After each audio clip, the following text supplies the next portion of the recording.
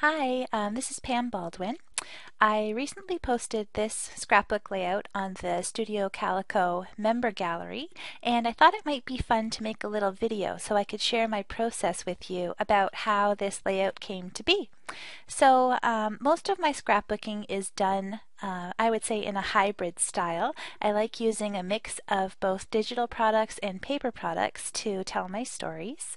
I'm using Adobe Photoshop Elements version 9, which is, I guess, kind of an older one. I think it's up to version 13 right now, but this is the one that I really feel comfortable with, and I haven't decided to upgrade it or anything as of yet. So, most of my scrapbooking is done in an 8.5 by 11 size. I really like that size because it makes it easy for me to print everything that I need to do my projects at home. So I've started with a new canvas here. This is my 8.5 by 11 canvas in Photoshop Elements, and this is the original picture that I had right out of the camera. You can see that it's pretty dark, it's a little bit grainy. I went ahead and did some editing to this photo. It's one that I really love. So one day we were getting ready to go outside to play, and I was standing at the bottom of the basement stairs just gathering a couple of things to head outside, and I caught my son helping my daughter get her shoes on for her. It's something that he had just started to do recently, and I was so happy that I finally captured a picture of this happening. I would say that most of the time my kids are not this cooperative and kind to each other. It's just a part of the age that they're at right now. So of course when I capture these moments, they definitely need to be scrapbooked to remember in those days when things might not be going quite so smoothly. So here's the original photo, and I use the Rad Lab to try to fix up my pictures a little bit, particularly with the ones that I really love. So I ran the Rad Lab and ended up with this picture here. So it's the same picture, it's just brightened up a little bit. You can see far more clearly what's going on in the picture, and I kind of like this hazy light effect that's going around their heads here. It kind of softens up the picture and it tells more of the story that I wanted. The other thing I did with this picture, I really didn't want this ugly part of the carpet showing from the basement steps, so I did go ahead and crop it down and ended up with this photo. So this is the picture that I chose to use for my layout, and I opened up my brand new canvas and I just drag and drop the picture onto the canvas here and resize it just a little bit to fill in the space that I want it to, and try to maybe hide a bit of the wall there as well. I think it might have been just a little bit smaller, maybe right around there, and certainly the kids don't have to be centered. Visually, it actually helps your eye move across the page a little bit when things aren't exactly centered. So I've placed it approximately here. For the October kit releases at Studio Calico, Paige Evans designed this really awesome kind of cross-stitched looking background cut file, and I really love the pattern so much, but I decided to use it on this layout as a printable instead of as a cut file. So again, I've opened it up. This is the 12 by 12 version. I'm just dragging it and dropping it onto my canvas. I'm going to resize it down to the 8.5 by 11. The cut files do come as an 8.5 by 11 option size as well, but for this particular one I decided to go with the 12 by 12 because I wanted to get as many of these little kind of diamond cross-stitch shapes on there as possible. As much as I love this, I don't want it to be the main focus of the layout as well, so I did go ahead and recolor it to just a gray stitching instead of the black. So there we go. So there's kind of the base of my layout.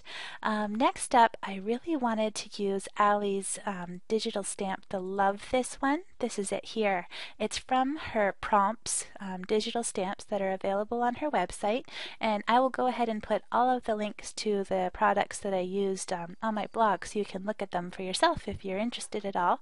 So this is the stamp that I used, but what I wanted to do with this was customize it a little bit more to really kind of highlight the title a little bit. I drag and drop it onto my layout, and I'm just going to move it around a little bit. So I want to be able to resize the love and the this and kind of manipulate their positions a little bit as two separate words instead of as one big long stamp. So what I did was duplicate this stamp over in the layers panel here. I right clicked and selected that I wanted to duplicate it into a copy, and now I have two versions of the same stamp. So I have the copy selected in the layers palette over here right now. I'm going to select my eraser tool and make sure that I'm working on the copy that is the version that is the copy, and I'm just going to go ahead and erase the love portion for this version. And it doesn't have to be perfect here. This is just to kind of show you how I did that. The next one, I'm going to select the original stamp that I dragged and dropped onto there, and same thing, use the eraser tool and go ahead and erase the this portion of the stamp. And just about done. There we go. Okay, so now I have the love and the this as two separate stamps that I can move around and resize. One of the things I should mention, I know when you're working with digital stamps, you have the option of uploading them into your stamps brushes as kind of like an extra tool that you can use. I actually prefer just to open up the PNG file and leave them down in my project bin at the bottom, and then drag them up onto the project that I'm working on in separate layers. I just find it seems like it's one less extra step to have to do. The important thing to remember when you're doing that is if you're manipulating the stamps in any way, the original stamp file rather, like if I were to manipulate this one and I tried to close it, do not save the changes that you've made, otherwise you'll be saving over the original version and you could lose your stamp. So it is a little bit risky, but this is the way that I prefer to work with the products. So this is pretty good. I resized both the pieces and I rotated the love just a little bit in this one. This is just a working copy of the one that I actually used. I ended up doing just a little bit more kind of fidgeting and just playing around a little bit with it until it looks exactly the way I want it. The other stamp that I added was from Studio Calico's October stamps, scrapbook stamps rather. And so the love, love, love was kind of a fun addition, and it fit really nicely into one of these little diamond shapes up here and just added a little something to the layout. I really liked the look of that. So that's just a sample of how those pieces came together. I'm going to go ahead and pull up the actual canvas that I ended up with, so you can see the positioning and the size of the love this is just a little bit different, the one that I ended up using. But I wanted to go ahead and show you how then I work with this as my starting point to print off individual pieces to make a hybrid layout. So first thing you should know, let's start with the title first, the love this. When I was working with it, I'll go back to the one that we just looked at. So I'm going to highlight the love and the this, and I'm going to link them together so that they're all one piece and I can now move them around freely. That's how I ended up with it on my final version over here. So if I wanted to move this now, I could move it easily and they would all go together.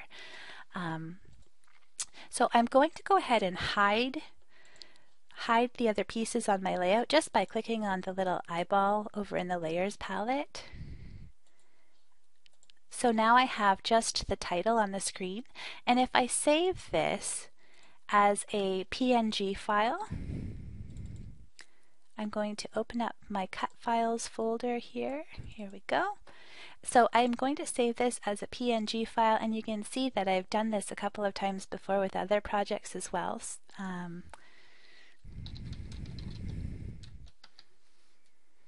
There we go, saving it. And now I can go ahead and open up my Silhouette Studio.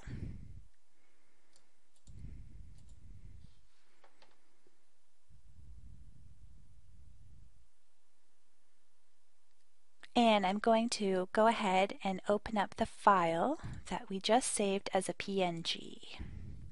So I'm opening up the cut files, the PNG ones in particular. Here is it. Here's the file that we just worked on, the Love This 3. The reason I saved it as a PNG is because I know the Silhouette Studio will work with those types of files instead of just saving it as a JPEG or saving it as a PSD file. I know for sure that the Studio won't recognize a PSD file.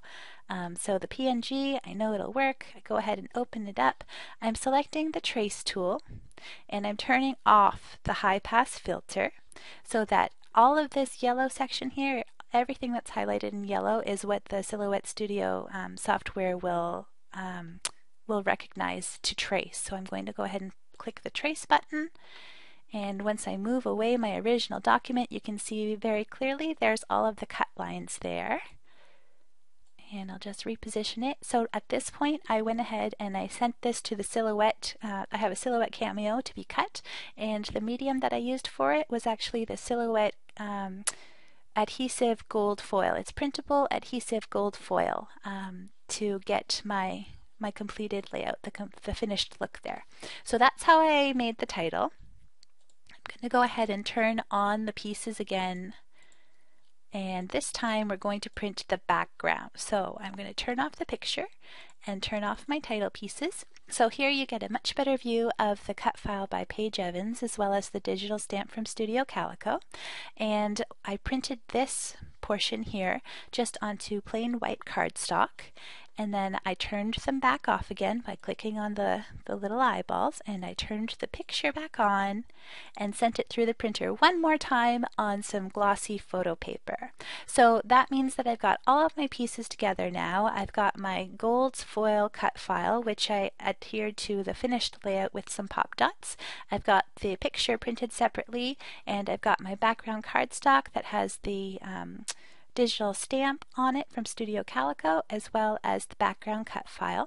So now I was ready to embellish with my actual paper products. I went ahead and used some pattern paper cut into squares to fill in these little boxes, as well as a tag. So I printed my journaling onto a gray cardstock tag and went ahead and attached that to my layout as well to get my final look. The last thing I did was add just a white stripe of cardstock.